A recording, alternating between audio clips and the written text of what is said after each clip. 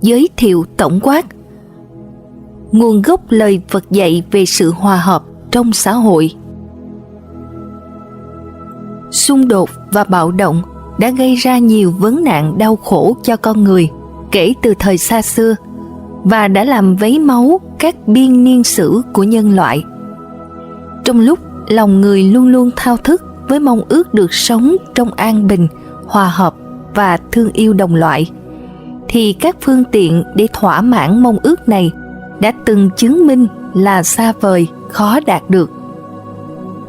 Trong các quan hệ quốc tế, chiến tranh lần lượt tiếp nối nhau như các màn diễn trong phim. Chỉ có những khoảng tạm ngưng ngắn ngủi, trong đó các thế lực hiếu chiến bắt đầu thành lập các liên minh mới và âm thầm chiếm đoạt lãnh thổ. Các hệ thống xã hội vẫn triền miên bị xâu xé bởi các cuộc đấu tranh giai cấp, trong đó giai cấp thượng lưu tìm cách thâu tóm nhiều đặc quyền và giai cấp lệ thuộc đạt được nhiều quyền lợi và an ninh hơn. Dù đó là sự xung đột giữa chủ nhân và nô lệ, giữa các lãnh chúa phong kiến và các tá điền, giữa giai cấp quý tộc và thường dân, giữa tư bản và thợ thuyền, có vẻ như chỉ có các bộ mặt là thay đổi, còn động lực bên dưới của cuộc tranh chấp quyền lực vẫn như cũ. Các cộng đồng cũng vậy, vẫn liên tục bị đe dọa bởi những xung đột nội bộ, những cuộc tranh chấp quyền lực giữa các đối thủ, những ý kiến khác biệt và những tranh giành quyền lợi giữa các thành viên có thể làm phân hóa họ, để cho ra đời những vòng đối nghịch mới.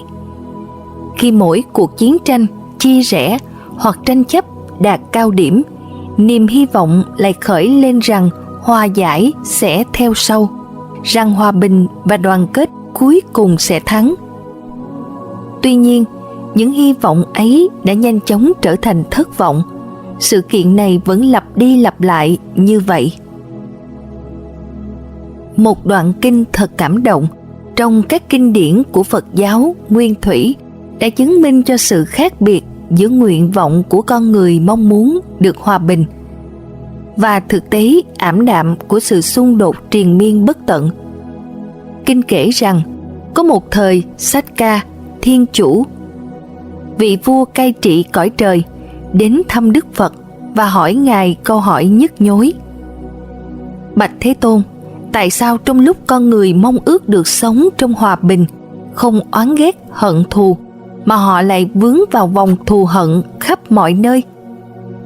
Xem kinh văn Tám La Mã 1. Câu hỏi đó vẫn vang vọng qua các thời đại, và chúng ta cũng có thể hỏi với sự cấp thiết như vậy về nhiều khu vực bất ổn trong thế giới ngày nay. Iraq và Syria, dải Gaza, Cộng hòa Trung Phi và Nam Sudan, Miến Điện và Sri Lanka, Houston và Baltimore. Vấn đề này ắt hẳn cũng đã làm nặng trĩu tâm tư của Đức Phật khi Ngài du hành qua bình nguyên sông Hằng để giáo hóa chúng sinh. Xã hội dưới thời Ngài đã phân chia thành nhiều giai cấp, được phân biệt bởi những đặc quyền của giới thượng lưu và địa vị thấp hèn của những người ở dưới đáy xã hội. Những người sống bên ngoài hệ thống giai cấp, những kẻ bần cùng, thậm chí còn bị đối xử tệ hại hơn. Họ là đối tượng của sự sỉ nhục mất nhân phẩm hèn hạ nhất. Khung cảnh chính trị thời đó cũng đang thay đổi khi các vương triều do các vị vua đầy tham vọng vươn lên từ những đống tro tàn của các tiểu quốc kiểu bộ lạc cũ, nay lại bắt đầu những chiến dịch quân sự nhằm mục đích mở rộng bờ cõi của họ. Bên trong triều đình, những tranh chấp gay gắt giữa các đối thủ khao khát quyền lực, ngay cả những cộng đồng tâm linh thời đó cũng không tránh khỏi các cuộc xung đột. Các triết gia và sa môn tự hào về những lý thuyết của họ đã đấu lý với nhau trong các cuộc tranh luận sôi nổi. Mỗi bên tìm cách hạ đối thủ để thu nhận thêm tín đồ vào hàng ngũ của họ. trong một bài thi kệ thật cảm động trong kinh tập Nipata, kệ số 935-37. Đức Phật đã lên tiếng nói về cảm giác chóng mặt của Ngài trước những bạo lực đó. Có lẽ ngay sau khi Ngài rời thành Kapilavatthu, Ca Tỳ La Vệ, và lần đầu tiên chứng kiến thế giới bên ngoài đất nước của Ngài. Sợ hãi đã khởi sinh từ những kẻ dùng bạo lực. Hãy nhìn những người đang dấn thân vào xung đột. Ta sẽ nói cho các người biết về cảm giác cấp thiết của ta. Ta đã bị cảm giác cấp thiết khuấy động như thế nào. Đã thấy những con người đang run rẩy như cá trong dòng suối cạn nước. Khi ta thấy họ xung đột với nhau, tâm ta đã khởi lên sự sợ hãi. Thế giới quanh ta không lớn lắm, mọi hướng đều đang biến động. Mong muốn có một nơi an trú cho ta, ta không thấy có chỗ nào không bị chiếm đóng. Một khi bắt đầu giảng dạy, sứ mạng đầu tiên của Đức Phật là làm sáng tỏ con đường đưa đến đỉnh cao là an tịnh nội tâm. Trong sự an ổn tuyệt đối của Niết Bàn, giải thoát khỏi vòng sanh, già và chết. Nhưng Đức Phật đã không quay lưng với thân phận con người để chỉ dành ưu tiên cho cuộc tìm cầu giải thoát hoàn toàn hướng đến nội tâm thanh tịnh của bậc tu hành khổ hạnh. Từ địa vị của Ngài là một bậc xuất gia đứng ngoài trật tự thông thường của xã hội, Ngài đã nhìn với lòng quan tâm sâu sắc đến nhân loại đang vật lộn, vướng mắc trong vòng tranh chấp trong lúc vẫn khao khát hòa bình, và với tâm từ bi, Ngài đã tìm cách đem sự hòa hợp đến những nơi đang có xung đột về quan hệ giữa con người, để cổ suý cho một lối sống đặt nền tảng trên sự bao dung, hài hòa và tử tế. Nhưng Ngài còn làm nhiều hơn thế nữa. Ngài đã thiết lập một cộng đồng có mục đích cổ vũ cho việc phát triển sự an bình nội tâm và ngoại cảnh. Nhiệm vụ này đã đặt vào tay Ngài ngay từ bước khởi đầu, vì Đức Phật không phải là một vị du tăng đơn độc, giảng dạy cho những ai tìm đến Ngài để xin hướng dẫn, rồi để mặc cho họ tự xoay sở. Ngài là người đã sáng lập một phong trào tâm linh mới mà ngay từ lúc đầu đã không tránh khỏi tính chất cộng đồng. Ngay sau khi Ngài kết thúc bài thuyết pháp đầu tiên, 5 vị tu sĩ khổ hạnh đã được nghe Ngài giảng pháp liền xin được làm đệ tử của Ngài.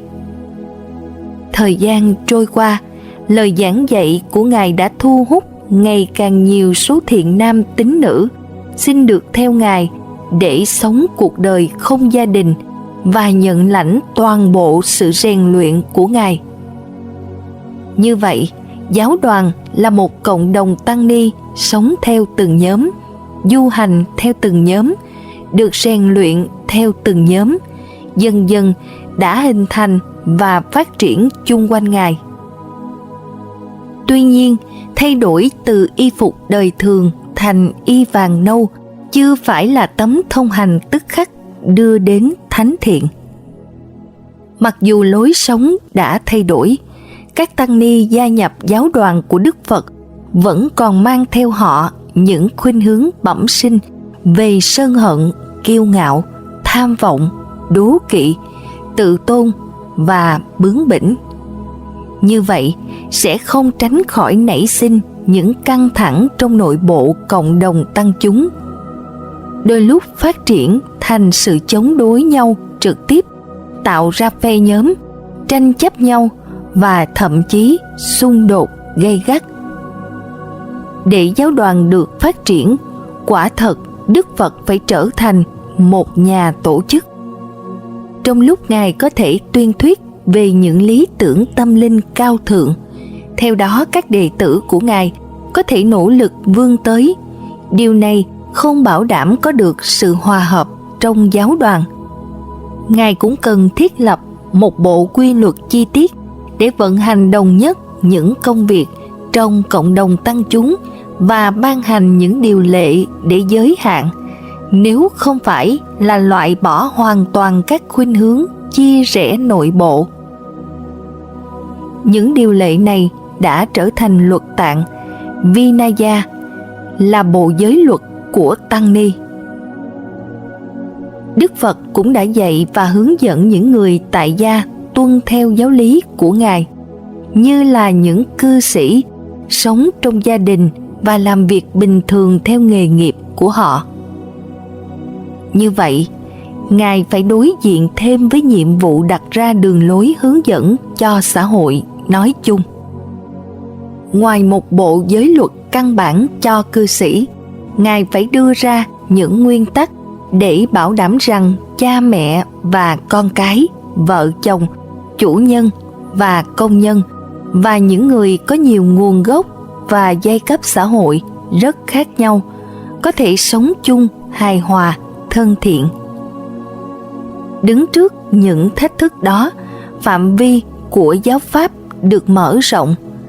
Từ đặc tính ban đầu là một con đường giải thoát tâm linh, xoay quanh trọng tâm là những thực hành thiền định và quán chiếu triết lý. Giáo pháp ấy đã đưa đến những hướng dẫn đạo đức không những chỉ áp dụng cho cách hành xử cá nhân, mà còn cho mối quan hệ giữa những người sống trong các hoàn cảnh khác nhau.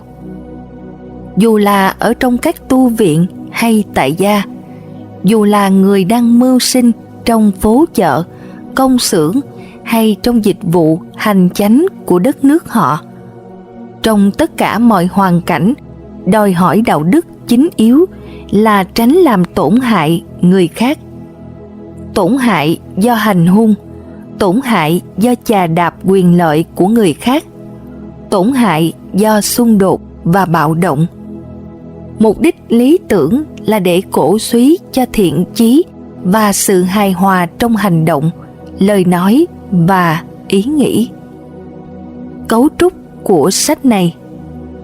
Hợp tuyển này có ý định làm hiển lộ những lời dạy của Đức Phật về sự hòa hợp trong cộng đồng và xã hội.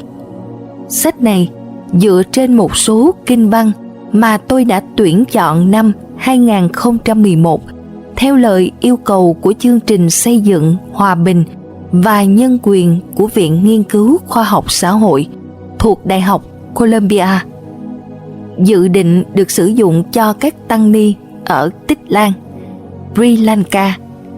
Sau khi cuộc xung đột sắc tộc dai dẳng của đất nước này chấm dứt vào năm 2009. Phiên bản mở rộng này bao gồm thêm nhiều kinh văn mới và những thay đổi trong cách sắp xếp. Các kinh văn được chọn từ kinh tạng Bali là những bộ kinh được xem là có thẩm quyền về lời dạy của Đức Phật, Buddha Vajana, của các tín đồ theo truyền thống Phật giáo nguyên thủy, là truyền thống Phật giáo nổi bật ở các quốc gia Nam Á, nhất là Tích Lan, Sri Lanka, Miến Điện, Burma, Thái Lan, Cambodia và Lào. Những đoạn kinh văn tôi trích dẫn được rút ra đặc biệt từ kinh tạng Sutta Pitaka, gồm những bài thuyết giảng của Đức Phật và những đệ tử xuất chúng của Ngài. Tôi không đưa vào những kinh văn từ hai tạng kia, luật tạng Vinaya Pitaka là bộ giới luật của Tăng Ni và luận tạng Abhidhamma Pitaka là bộ sưu tập các bài luận giải về giáo lý. Trong lúc một vài phần của luật tạng có thể liên hệ đến dự án này, đa số tài liệu trong bộ luật ấy nói về các điều lệ và quy định của Tăng Ni, và như vậy chỉ liên quan đến một số độc giả nhất định. Hơn nữa, những đoạn văn trong luật tạng liên quan đến sự hòa hợp trong cộng đồng cũng có những đoạn tương đương trong kinh tạng mà tôi đã đưa vào sách này. Mặc dù Kinh Tạng Bali là bộ sưu tập kinh điển có thẩm quyền của Phật giáo nguyên thủy, những kinh văn trong hợp tuyển này không nên được xem một cách hạn hẹp như là gắn liền với một truyền thống Phật giáo đặc biệt nào. Vì những kinh văn này được trích dẫn từ tầng lớp văn học Phật giáo cổ xưa nhất, là những bộ sưu tập kinh điển xuất phát từ nguồn gốc đầu tiên của Phật giáo. Những lời dạy này cũng không cần thiết gắn liền với bất cứ đức tin hay hệ thống tín ngưỡng tôn giáo nào. Với sự trong sáng, rõ ràng, mang tính thuyết phục cao và hiểu biết sâu sắc về bản tính con người, những kinh văn này có thể nói với bất cứ ai, không kể đến khuynh hướng tôn giáo của họ. Các bài kinh mang một thông điệp bao quát, có thể áp dụng cho tất cả mọi nỗ lực cổ vũ cho mối quan hệ thân hữu giữa con người. Những kinh văn này cung cấp các chẩn đoán thuộc nhận thức về gốc rễ bên dưới của mọi xung đột, được diễn tả thật đơn giản và rõ ràng, và đưa ra những chiến lược thực tiễn để giải quyết các tranh chấp, cổ vũ cho sự hòa giải và thiết lập sự hòa hợp trong xã hội. Tôi đã sắp xếp các bài tuyển chọn theo một cấu trúc có dụng ý, phản ảnh những khuôn mẫu mà chính Đức Phật đã áp dụng trong lúc diễn giảng giáo lý của Ngài trong một vài phương diện nào đó. Trong phần còn lại của bài giới thiệu tổng quát này, tôi sẽ giải thích tính luận lý bên dưới sự sắp xếp này, mỗi phần bắt đầu bằng một bài giới thiệu về phần đó, có dụng ý gắn kết các kinh văn với nhau trong mỗi chương và trình bày rõ ràng sự liên hệ của chúng với chủ đề của chương ấy.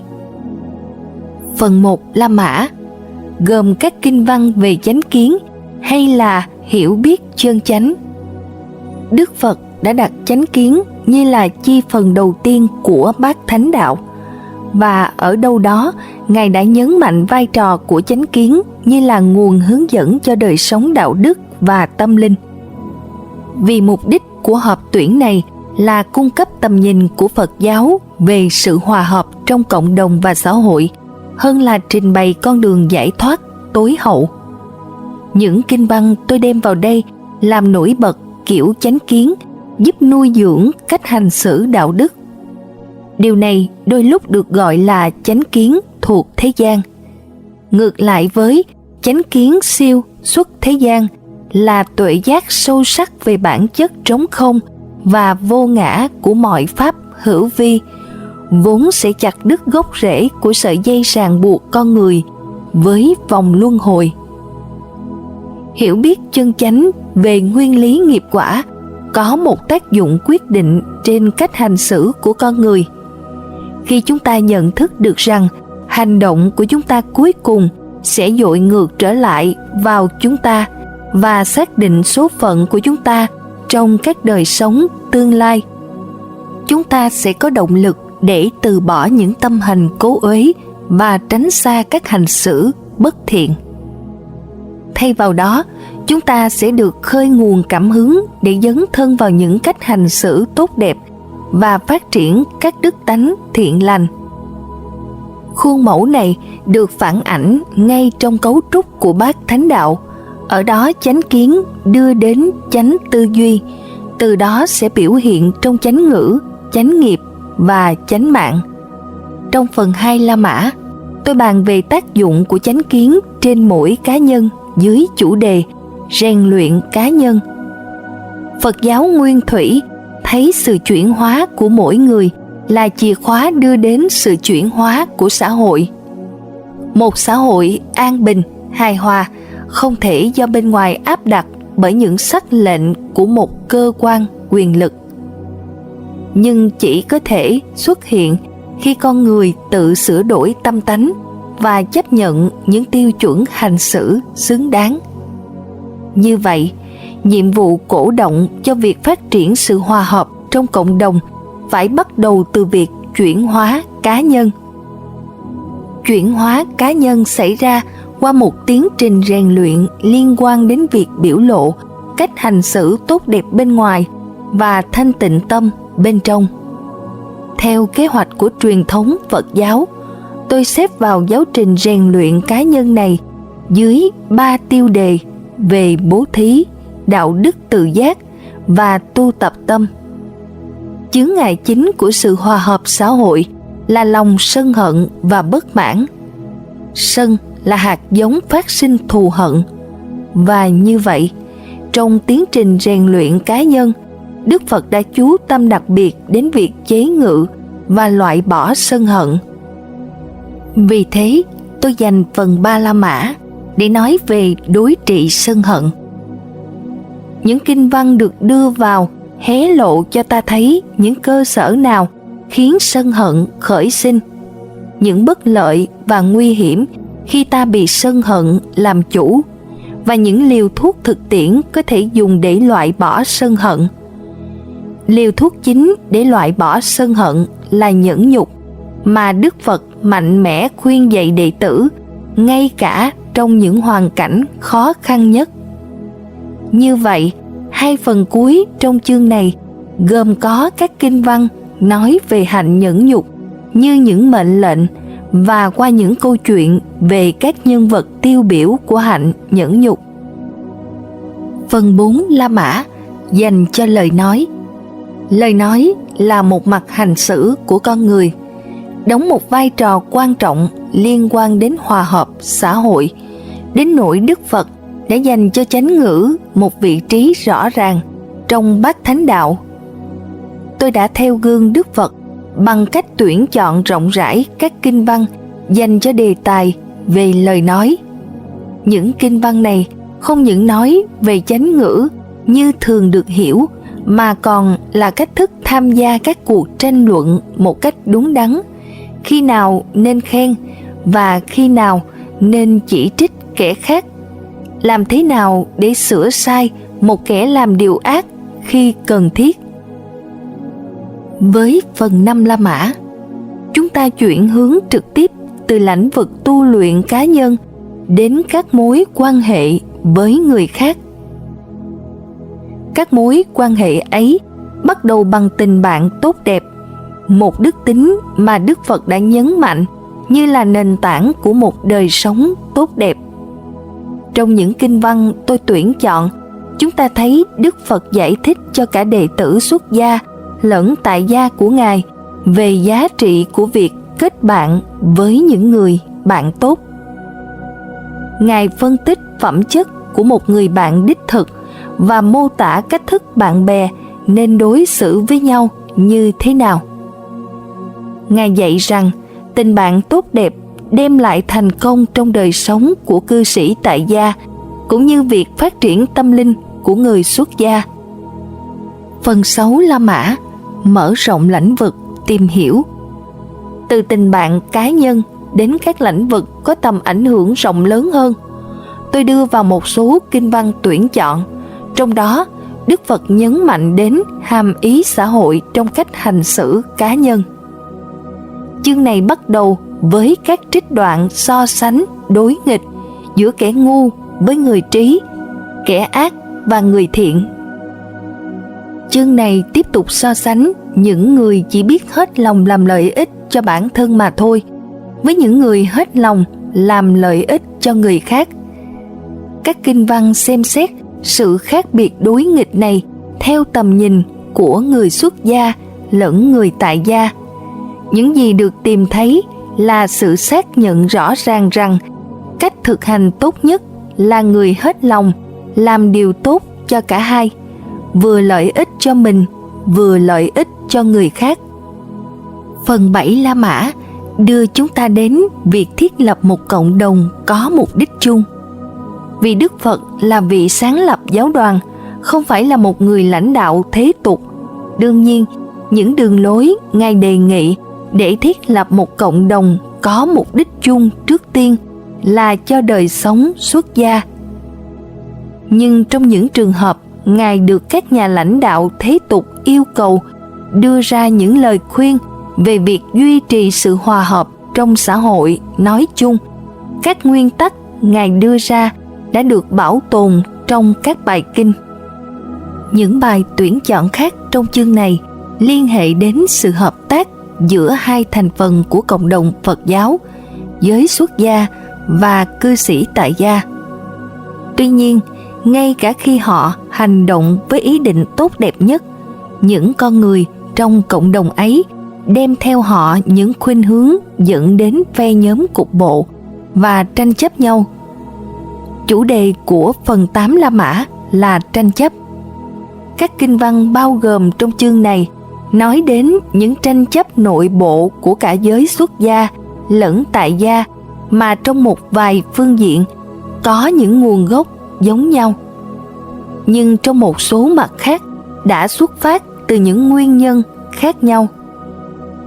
Phần này tự nhiên dẫn đến phần 9 La Mã, được dành cho những phương tiện giải quyết tranh chấp.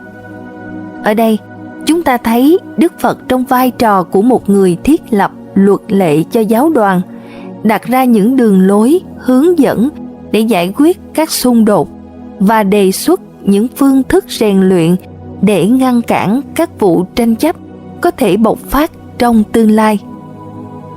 Phần 10 La Mã là chương cuối trong hợp tuyển này, đi từ cộng đồng có mục đích chung mà giáo đoàn là đại diện tiêu biểu, đến lĩnh vực xã hội rộng lớn hơn.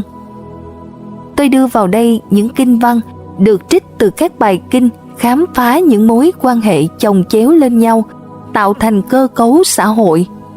Các kinh văn bao gồm lời Đức Phật dạy về đời sống gia đình, về mối quan hệ giữa cha mẹ và con cái, giữa vợ chồng và sự duy trì một đời sống gia đình có lợi lạc. Phần cuối của chương này nói về lý tưởng chính trị của Đức Phật, được đại diện bằng hình ảnh của vị chuyển luân thánh vương Raja Chakravarti, vị vua chân chánh cai trị vương triều hòa hợp với quy luật đạo đức, mặc dù những nguyên tắc đặt ra cho vị vua có vẻ như đã lỗi thời trong thời đại của chúng ta.